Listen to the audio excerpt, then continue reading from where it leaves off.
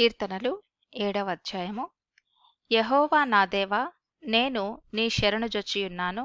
నన్ను తరుమువారి చేతిలో నుండి నన్ను తప్పించుము. నన్ను తప్పించువాడెవడునూ లేకపోగా వారు సింహము వలె ముక్కలుగా చీల్చివేయకుండా నన్ను తప్పించుము.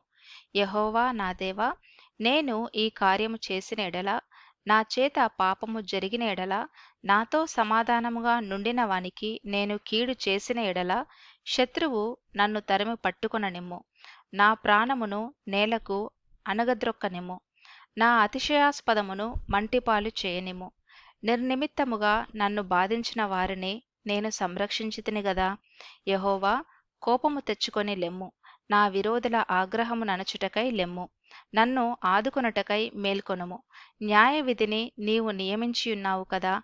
జనములు సమాజంగా కూడి నిన్ను చుట్టుకొనున్నప్పుడు వారికి పైగా పరమందు ఆసీనుడవు కమ్ము. యెహోవా జనములకు తీర్పు తీర్చువాడు. యెహోవా నా నీతిని బట్టియు నా యథార్థతను బట్టియు నా విషయములో నాకు న్యాయము తీర్చుము. హృదయములను అంతరింద్రియములను పరిశీలించు నీతిగల దేవా, దుష్టుల చెడుతనము మాన్పుము. నీతిగల వారిని స్థిరపరచుము.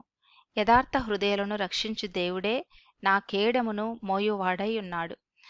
న్యాయమును బట్టి ఆయన తీర్పు తీర్చును. ఆయన ప్రతిదినము కోపపడు దేవుడు. ఒకడును మల్లని ఎడల ఆయన తన ఖడ్గమును పదును పెట్టును. తన విల్లు ఎక్కుపెట్టి దానిని సిద్ధపరచి ఉన్నాడు. వాని కొరకు మరణ సాధనములను సిద్ధపరచి ఉన్నాడు. తన అంబులను అగ్ని బాణములనుగా చేసి ఉన్నాడు. పాపమును కనుటకు వాడు ప్రసవ వేదన పడుచున్నాడు. చేటును గర్భమున ధరించిన వాడై అబద్ధమును కనియున్నాడు.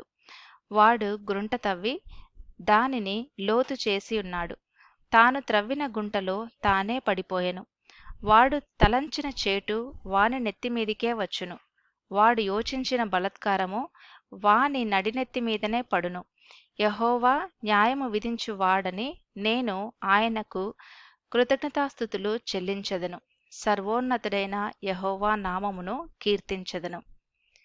దేవుడి వాక్యమును ఆశీర్వదించి విని విశ్వసించు వారి హృదయములో మేలు కలగజేయును గాక.